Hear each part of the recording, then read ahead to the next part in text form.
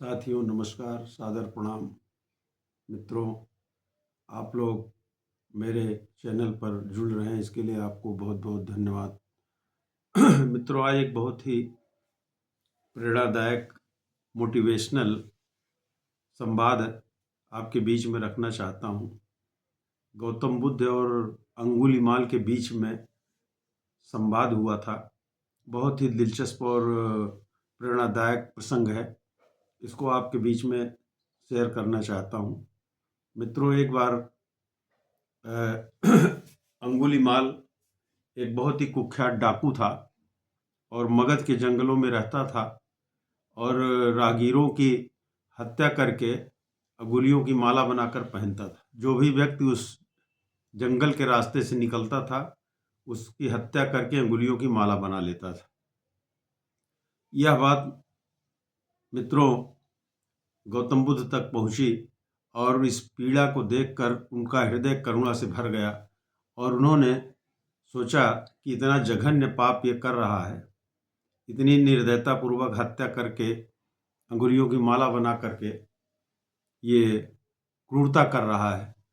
गौतम बुद्ध ने मन में उसी जंगल में अंगुलीमाल के पास जाने का संकल्प कर लिया और उन्होंने हिम्मत करके उस रास्ते पर चल दिए।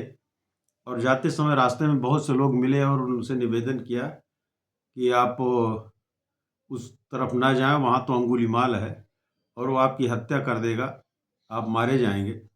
लेकिन गौतम बुद्ध ने कहा कि देखिए, जब हम संकल्प कर लिए हैं तो हम अवश्य जाएंगे वहाँ। हम वहाँ रुकने वाले नहीं हैं रास्ते में। अब मैं जा रहा हूँ तो जा रहा हूँ। तो बहुत लोग चिंतित हुए। लाख प्रयास के बाद भी गौतम बुद्ध आगे बढ़ गए और जंगल की तरफ जाने लगे।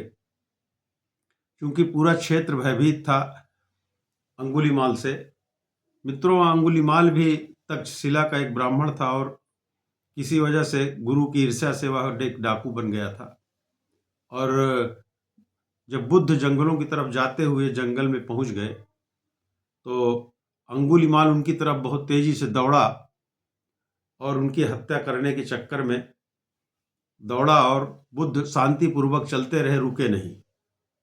किंतु उनके पीछे पीछे वो पहुंच नहीं सका उनके बराबरी में। फिर वह जोर जोर से चिल्लाया कि रुको रुको रुको। तो अंगुलीमाल ने के चिल्लाने पर बुद्ध रुके नहीं। बुद्ध बोले, मैं तो पहले ही रुक गया हूं, रुके तो तुम नहीं हो। मैं तो रुका हुआ हूं, लेकिन तुम चल रहे हो और हिंसा के रास्ते पे जा रहे हो। अंगुलीमाल बोला, अब तो तुम्हारी हम हत्या करेंगे ही, लेकिन तुम संत हो, एक तुम्हें मौका देते हैं। तुम्हारी हत्या करने से पहले तुम बताओ तुम्हारी इच्छा क्या है। आखिर इच्छा अपनी बता सकते हो, तुम्हें क्या चाहिए। तो बुद्ध ने कहा, मुझे कुछ नहीं चाहिए। मुझे अगर तुम्हें कुछ देना है तो किसी वृक्ष का एक पत्ता ही दे दो। अंगुलीमाल ने तुरंत अपनी लपलपाती हुई तलवार उठाई और एक वृक्ष की डाल को काट के तने से अलग कर दिया और कहा कि ये ले लो। बुद्ध ने कहा, मैंने तो एक पत्ता मांगा था, तुमने डाल दे दिया है, ये तो कोई बात नहीं हुई। तो ये तो मेरी इच्छा के अनुरूप तुमने दिया नहीं है।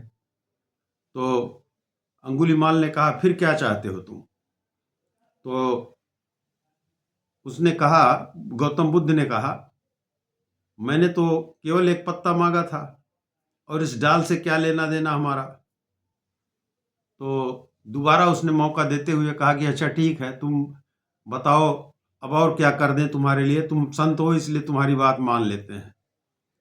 तो बुद्ध ने कहा कि मुझे अगर कुछ देना चाहते हो तो ये जो डाल काट करके तना से अलग कर दिए हो, इसी डाल को उसी में लगा दो, उसी में जोड़ दो। बुद्ध ने कहा, अरे तुम संत हो कि पागल हो गए हो, मूर्ख हो। तुम्हें नहीं पता ये तना से कटी हुई डाल अब कैसे जुड़ सकती है। तो हमें मूर्ख समझ रहा है क्या। तो बुद्ध ने कहा कि नहीं, मैं मूर्ख नहीं समझ रहा हूं। तो कहा, ये तना से कटी हुई डाल अब कैसे जुड़ सकती है? तो कहा तुम बताओ, तुम जितने लोगों की गर्दन काट के हत्याएं कर रहे हो, अंगुलियों की माला बना रहे हो, क्या तुम किसी की गर्दन जोड़ सकते हो? तो अंगुलीमाल सोचने लगा दिमाग पर जोर डालकर कि कहा नहीं, ये तो मैं नहीं कर सकता। तो भगवान बुद्ध ने कहा, जब तुम अंगुलियों को गर्दन को जोड़ नहीं सकते हो तो तुम्हें काटने का अधिकार किसने दिया है? कैसे ये काम कर सकते हो तुम? तो एकाएक उसका मानसिक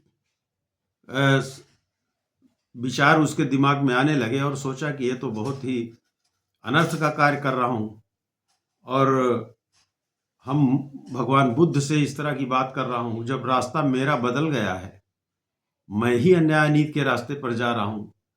और मित्रों, वो अंगुलीमाल जो कुख्यात डाकू हुआ करता था, अनगिनत लोगों की हत्याएं कर चुका था, पल भर में उसका हृदय परिवर्तन हुआ और वह गौतम बुद्ध के पीछे पीछे चल दिया और एक भिक्षु बना और भगवान बुद्ध के उपदेशों को पूरी दुनिया के प्रचार प्रसार में समता, बंधुत्व, करुणा का उपदेश देता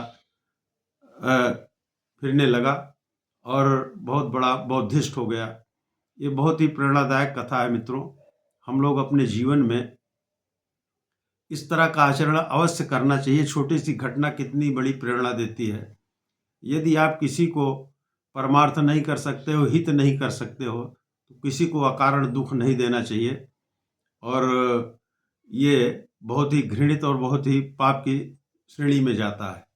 यह कहानी भगवान बुद्ध ने इतने कुख्यात डाकू को मुख्य धारा में शामिल किया और करुणा और समता का संदेश पूरी दुनिया में फैलाने में शामिल हो गया हो।